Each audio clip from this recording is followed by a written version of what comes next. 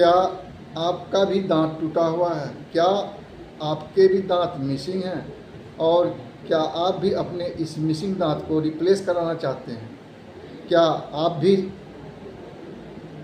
कौन सा फिक्स दांत लगाएं, डेंटल ब्रिज लगाएं या डेंटल इम्प्लांट लगाएं, आप इसमें कंफ्यूज हैं? अगर आप देखें तो सोशल मीडिया पर भी और इंटरनेट की दुनिया में भी कोई सटीक जानकारी इसके बारे में नहीं मिलेगी। तो हम आपको इसी वीडियो में ये बताने जा रहे हैं कि डेंटल इम्प्लांट, डेंटल ब्रिज में क्या अंतर है, और दोनों की बारीकियों को समझेंगे और ये भी जानेंगे कि इनकी क्या फ़ायदे हैं और इनकी क्या सीमाएं हैं। तो अगर आपको इन्हीं सवालों के जवाब चाहिए तो आप मेरे इस वीडियो को अंत तक ज़रूर देखिएगा। मैं आपका दोस्त doctor Nayan Kumar, dental surgeon, health educator और यूट्यूबर, आपको इस वीडियो में doctor Nayan Kumar show the blueprint के अंतर्गत हम इन्हीं चीज़ों को बताने वाले हैं। तो उम्मीद करता हूं कि अगर आपको इसके बारे में सटीक जानकारी चाहिए और आप जानते हैं कि मेरे पास इलाज कराते वक्त कोई भी दुविधा ना हो, तो उम्मीद करता हूं कि आप मेरे इस वीडियो को अंत तक ज़रूर देखेंगे। तो चलिए शुरू करते हैं। तो पहले समझते हैं कि ये डेंटल इम्प्लांट क्या होता है। देखिए, डेंटल इम्प्लांट में हम जो दांत मेरा मिसिंग है या जो टूटा हुआ है उसके जगह टाइटेनियम की एक स्क्रू को सर्जिकल प्रोसेस के द्वारा एस्टेब्लिश करते हैं। और क्या होता है कि जब हम इसको सर्जिकल प्रोसेस के द्वारा टाइटेनियम के स्क्रू को फिक्स करते हैं और फिर इसको हम 3 से 6 महीने के लिए छोड़ देते हैं। इसको छोड़ते इसीलिए है कि ये जो टाइटेनियम की स्क्रू है, जो कि दांत के जड़ की तरह बिहेव करता है, या ओसियो इंटीग्रेशन प्रोसेस के थ्रू ये आपके जबड़े के बोन के साथ अच्छी तरह से फिक्स हो जाता है। और हम फिर आगे एक कनेक्टर के माध्यम से इसके ऊपर एक क्राउन लगा के, जिसको कैप कहते हैं, हम इसके ऊपर लगा देते हैं। तो इस तरह इम्प्लांट में हमने देखा कि सर्जिकल प्रोसेस के द्वारा हम एक स्क्रू को लगा के उसके ऊपर एक कैप लगाते हैं। अब हम डेंटल ब्रिज को समझते हैं। डेंटल ब्रिज में हम आपके खोए हुए, गायब या मिसिंग दांत के जगह पे हम करते क्या है कि आपका दांत जहाँ मिसिंग है वहाँ के आजू बाजू वाले दांत को हम लोग कटिंग करते हैं, उसको घिसते हैं और उसको एक प्रॉपर शेप देते हैं। उसके ऊपर फिर हम क्राउन लगा के जो मिसिंग दांत है उस पे दांत लगा के आर्टिफिशियल प्रोस्थेसिस, उसको हम बगल वाले कैप या क्राउन के साथ जोड़ देते हैं। तो आप समझिए कि जहाँ हमने वहाँ सिर्फ जिस जगह दांत थी हमने उसी जगह को यूज किया, लेकिन ब्रिज में हमने क्या किया कि आजू बाजू दांत को कटिंग किया और हमने उसको क्राउन और एक आर्टिफिशियल जो प्रोसेसिस, डेंटल प्रोसेसिस बना के सबको हमने जोड़ दिया, जो एक तरह से ब्रिज की तरह लगता है। तो अब आप समझ गए होंगे कि डेंटल इम्प्लांट और डेंटल ब्रिज में बेसिक अंतर क्या है।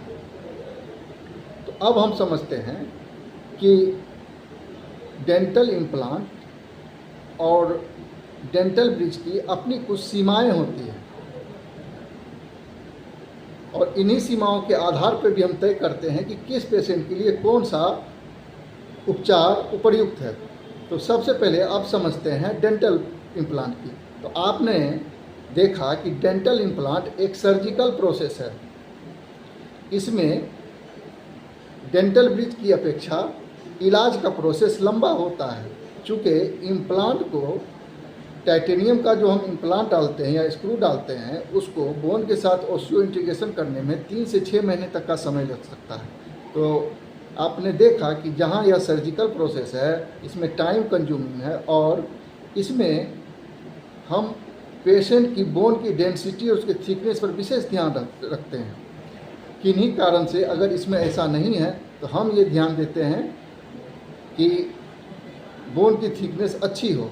और मेडिकल कंप्रोमाइज पेशेंट जैसे कि डायबिटिक पेशेंट जिनकी ओरल हाइजीन बेहतर नहीं हो, किन्हीं को थायराइड की प्रॉब्लम हो या कुछ ऐसी मेडिकल या सिस्टमिक इलनेस हो, उस केस में डेंटल इम्प्लांट में बहुत ही ज़्यादा प्रिकॉशन रखना पड़ता है और वहाँ पर यह उपयुक्त नहीं होता। और जैसे कि हम समझते हैं कि अगर ये जो डेंटल इम्प्लांट है इसमें अगर ये प्रॉपर तरीके से नहीं किया जाए, अगर ये हाइजीन मेंटेन नहीं किया जाए तो इसमें इन्फेक्शन हो सकता है और ये इम्प्लांट प्रोसीजर फेल हो सकता है। अब समझते हैं ब्रिज के बारे में, इसकी क्या सीमाएं और लिमिटेशन है। तो ब्रिज में हमने पहले देखा कि ब्रिज बनाने के लिए हमें आजू बाजू के दांतों को घिसना पड़ता है और जहां हम इनको दांत को घिसते हैं वहीं हमने देखा कि इम्प्लांट में ऐसी ज़रूरत नहीं है। और सबसे मेन बात है कि जहां इम्प्लांट सर्जिकल प्रोसेस है वहीं डेंटल ब्रिज, इसमें कोई सर्जरी की ज़रूरत नहीं होती है। हम आजू बाजू के दांत को सपोर्ट को लेके और उसके सहायता से हम लोग एक ब्रिज बना सकते हैं। लेकिन इसमें एक कंडीशन है कि आपके आजू बाजू के दांत बिल्कुल ही स्वस्थ होने चाहिए। हालांकि हम सपोर्ट को अपने हिसाब से बढ़ा या घटा सकते हैं, वो टर्म एंड कंडीशन देखने के बाद वो डॉक्टर तय करते हैं। अब आप समझे, इस प्रोसेस को करने में समय कम लगता है और इसमें सर्जिकल प्रोसेस इन्वॉल्व नहीं होता है, तो सर्जिकल फेलियर की इसमें ज़रूरत नहीं होती है। बट दोनों ही कंडीशन में हमें ओरल हाइजीन और अपने ओरल मेंटेनेंस की आवश्यकता होती है। तो दोस्तों, आपने समझा कि डेंटल इम्प्लांट और डेंटल ब्रिज दोनों ही एक अच्छी लंबी समय तक चलने वाला उपचार है। यह व्यक्ति के इंडिविजुअल कंडीशन, ओरल हाइजीन, उसकी वित्तीय कंडीशन और डॉक्टर की विस्तृत डायग्नोसिस पर डिपेंड होती है। तो आप डॉक्टर से मिलें, डॉक्टर से तय करें कि आपको कौन सी चीज़ आपके लिए अच्छी होगी। और जहाँ तक बात की जाए कॉस्ट की, तो डेंटल इम्प्लांट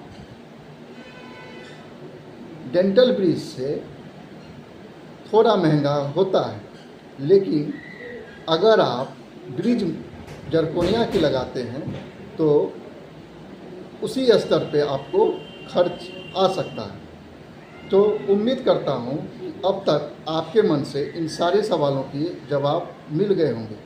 और अगर आपको मेरी बातें, मेरे वीडियोस अच्छे लगे होंगे तो उसे लाइक, कमेंट और सब्सक्राइब ज़रूर करें। तो उम्मीद करता हूं कि आपको मेरी बातें समझ में आई होंगी। अगर आपको और भी किसी विषय में जानना हो तो हमें अपने कमेंट सेक्शन में ज़रूर लिखें। हम ब्लूप्रिंट के अगले अंक में हाजिर होंगे। तब तक के लिए अपने इस दोस्त को